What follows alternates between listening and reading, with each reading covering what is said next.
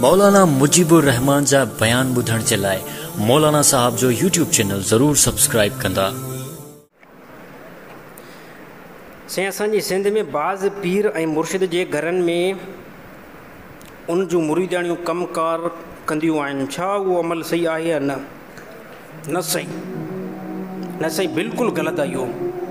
कंहिं पीर ऐं कंहिं मुर्शिद जे घर में उन जूं मुरीदाणियूं कमकार कंदियूं आहिनि। साईं मानी पचाइनि, हा साईं कपिड़ा धोअनि, घर में ॿुहारी ॾियनि, त साईं बिल्कुलु सही न आहे।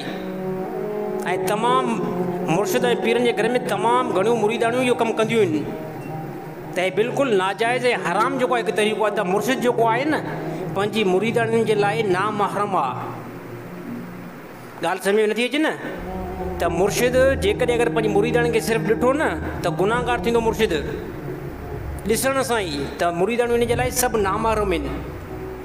त मुर्शिदनि खे कंहिं क़िस्म जो हक़ु न आहे त मुरीदाणियुनि खे चवे त मुंहिंजे घर में कमकार कयो।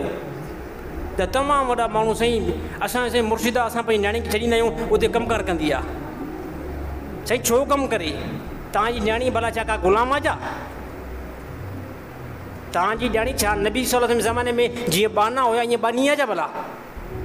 तव्हां आज़ादी क़ौम यार, मुस्लमान तव्हां आज़ादी हो। त तव्हांजी न्याणी तव्हांजे पंहिंजे घर में ठहे थी। मुर्शिद सां जेको तालुक़ु आहे न उहो दीन वारो तालुक़ु आहे। साईं मुर्शिद खे चयो साईं असांखे हदीस ॿुधाए, क़ुरान ॿुधाए, आमाल जेको असांखे सेखारे, असांखे ज़िकिर ॾे। मुंहिंजी न्याणी मुर्शिद घर में छो हुजे? त इहा ॻाल्हि जेकी आहे न ठोस ॻाल्हि आहे। इहा ॻाल्हि ते घणनि खे कावड़ बि ईंदी, पर कावड़ ईंदी छा थींदो साईं? मूंखे कावड़ जेकॾहिं अगरि कंहिंखे आई त मूंखे छा थींदो? इस्लाम जेको आहे त उहो त ॿुधाइणो आहे न। नबी सल्लल्लाहु अलैहि वसल्लम कॾहिं बि ईअं न कयो आहे, कॾहिं बि। हे अलाह जे नबी जो अमल ई न आहे। नबी सल्लल्लाहु अलैहि वसल्लम खां बाद में साहबा, हाणे साहबा खां वधीक केरु मुर्शिद थींदो? नबी सल्लल्लाहु अलैहि वसल्लम खां वधीक को मुर्शिद हिन प्लेनेट अर्थ ते आहे? कॾहिं बि कंहिं अलाह जे नबी कंहिं साहिबनि जी न्याणियुनि खे या घर वारनि खे कॾहिं कंहिंखे न चयो त अची करे मुंहिंजे घर में ॿुहारी ॾियो। ॻाल्हि सम्झ में अचे थी नथी अचे साईं? कॾहिं बि अलाह जे नबी न, साहिबनि बि इहो अमल न कयो आहे। हिन ज़माने में जेकॾहिं को मुर्शिद ईअं करे थो न, मुर्शिद बिल्कुलु ग़लति कमु करे थो। ऐं ग़लति जेको आहे मुर्शिद जो तरीक़ो आहे। मुर्शिद खे सम्झणु खपे त तव्हां यार उम्मत खे सिधो रस्तो ॾेखारियो था।